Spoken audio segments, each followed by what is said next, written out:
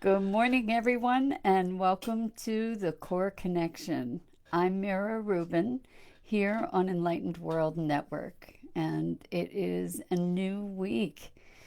And today we're going to talk about embracing the shadow. But before we do that, let's just take a few seconds to settle in. Take a deep breath in through your nose, hold it, and feel that oxygen. Just imagine it coursing through your body, moving into your head, into your brain, into your fingers and toes, and exhale gently and relax. And take another deep breath in, hold it, and as you release it, release any tension in your body, in your neck, in your shoulders. Bring yourself present right here, right now. Let's take our palms, press them gently together, and softly rub your fingers against your palms. Feel your fingers, feel your palms, feel the tingling, and just really be present to your physicalness in this moment right here, right now. Welcome. So, we're going to talk about embracing the shadow, and this is a time in this COVID pause that we get to see lots and lots of shadows, and shadows are a way that we can recognize contrast. So there, light doesn't exist without dark. That dark doesn't exist without light. There's the contrast that defines both things. One doesn't exist without the other. And good morning, Dido. Thank you so much for being here. Welcome. So back to light and shadow. So we tend to look at life in terms of polarities, good and bad, light and dark, up and down, contrasts. And what is really important to recognize is that when we experience a shadow, it is a pathway that we can utilize to get to the light on the other side. So, one of the biggest shadows that people are experiencing in this crazy time is the shadow of fear. And the tendency is so often to resist these negative emotions that we experience. And I'm inviting you again, not for the first time, to embrace these emotions, to face them head on, to allow yourself to move into them and experience them in order to go through to the other side. It's almost like going through the tunnel, this passage of darkness. In order to get to the light at the end of the tunnel, you need to be able to move through that tunnel. And one of the things that makes fear so powerful is our resistance to it.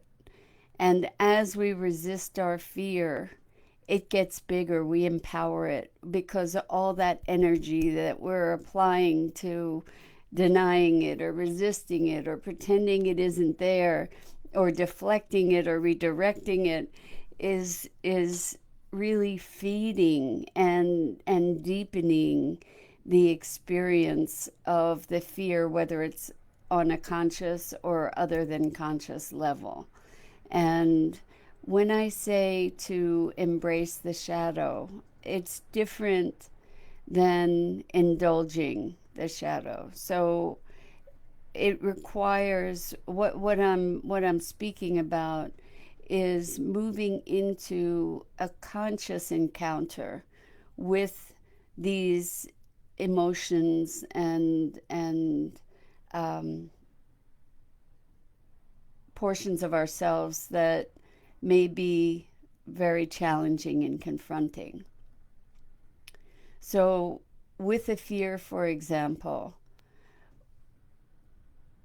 if you are able to access a moment of grace where rather than being in the momentum of the fear and the thoughts and the conversation that is perpetuating it and generating it, to allow yourself to be present to the feeling, to hear the conversation rather than going off like a runaway train, which I think is something that happens for so many of us when we're in an emotional moment. There's all this self-talk, there's all this conversation and commotion, and we get wrapped up in it and accelerate the feeling and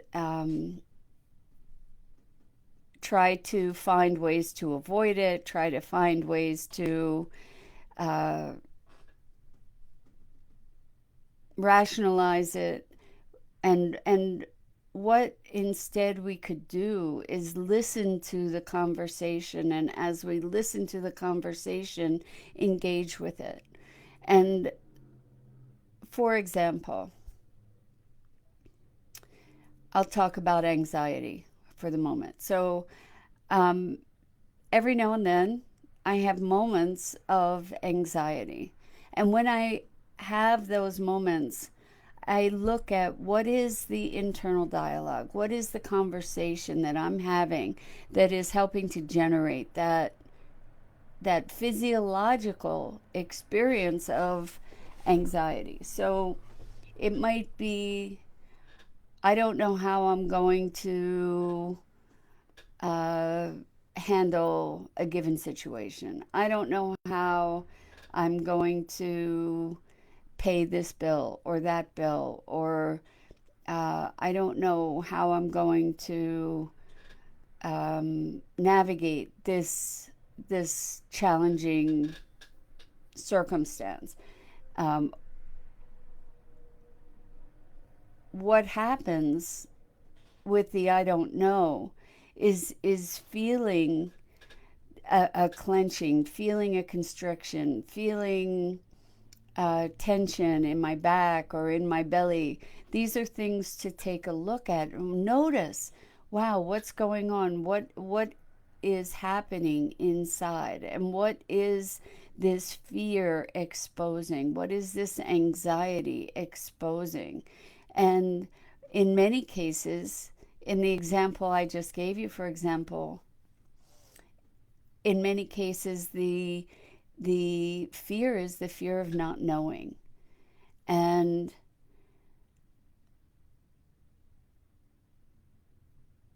in not knowing, we have the opportunity to have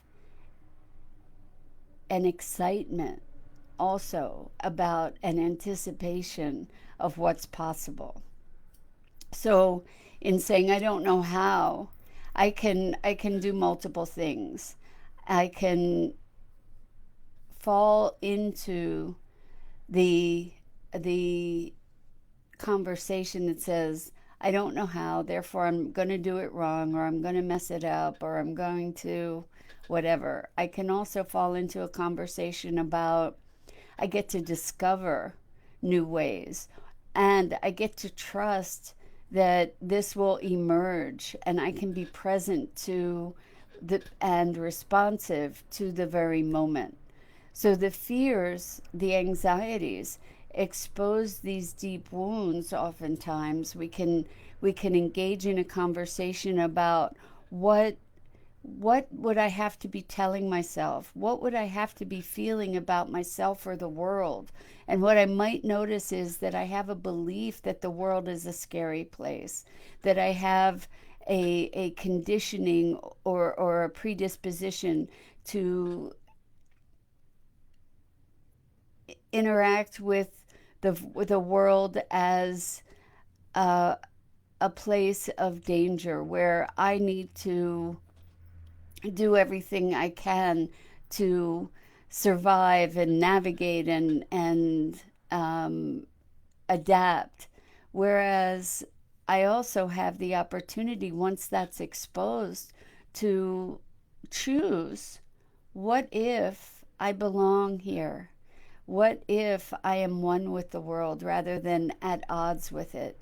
What if my life is here to serve me? What if I were to come from a place of imagining my safety, imagining that life is perfect, that the events that arise for me are here to serve me, that there are ways in which I will be inspired to respond to situations that can be perfect. And as I allow myself to relax into having looked at this shadow piece, having looked at the anxiety and the fear as a pathway to transformation, to choosing another path, then I can expand into a greater and more authentic expression of my deepest self and my deeper connection. So the shadow can show up as fear, it can show up as anxiety, it can show up as shame, it can show up as despair and resignation. And in all these moments, by moving through that depth of emotion, by allowing yourself to really be present to what's there and how you construct it for yourself, what you get to learn is that these are constructs, that this isn't necessarily truth, that we project outward from our beliefs and our ideas, and as we project into the world feeds that back to us. So the bottom line here really is that the richness that we experience by going through the depths of our souls and what may seem like deep darkness, by moving through that, as painful as it may be, we enrich our capacity for emotion on all ends of the spectrum. And by feeling those depths, we enable the capacity to feel and experience equal, if not greater, heights. And we, in these polarities, also create a greater centeredness, a greater groundedness, a greater depth that is serves as deep roots and a broader base. And I'm not speaking of this in a superficial way. There were so many years of my life that were deep, deep, deep darkness and deep despair and pain. And I encountered many moments where I didn't know how I would put the next step forward. I didn't know how I would find my way to the other side of deep darkness. And yet, and there were moments when I didn't see any point in it. I didn't see any point in persevering. And yet I did. Because partly I didn't know what would be on the other side if I didn't, and also because I knew in the deepest part of my soul, I knew that there was more to life, that there was a bigger picture that I was part of somehow. And the darkness, when we strip it away, as we dig into it more deeply, the darkness offers us a, a, a compelling and hopefully, for me it was, irresistible call for something more, for finding a sense of purpose, for finding a sense of meaning, for abandoning the parts of myself or the overlays that I on my soul that were really not mine.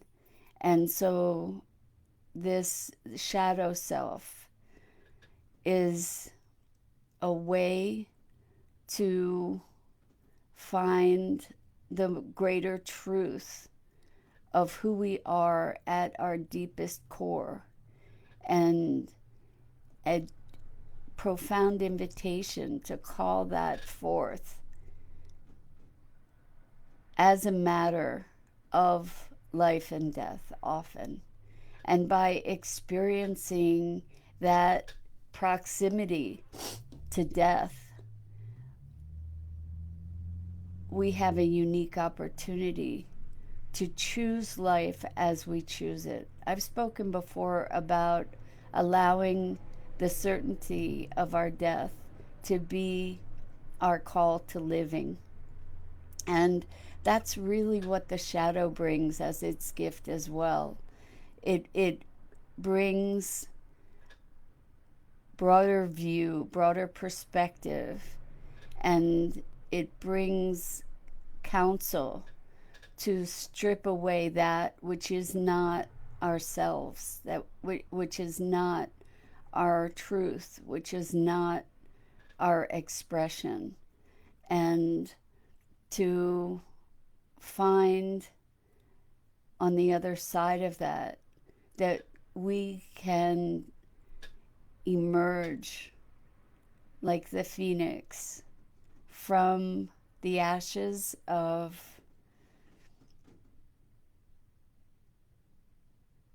false personas and be a full and brilliant expression of the authenticity that we came here to shine into the world. So in this time of shadow, let's recognize that the light is just as bright, and let's not close our eyes to the shadow, because it gives us a pathway to recognize what needs to be changed in the systems that are being broken down through our isolation, through our economic deep challenges, the things that are falling away, the things that are breaking down are making way for a brighter light and brighter possibilities. So let's embrace those possibilities, and let's be grateful for the darkness as it moves us to a new passage where the old that is dysfunctional falls away to open for the new.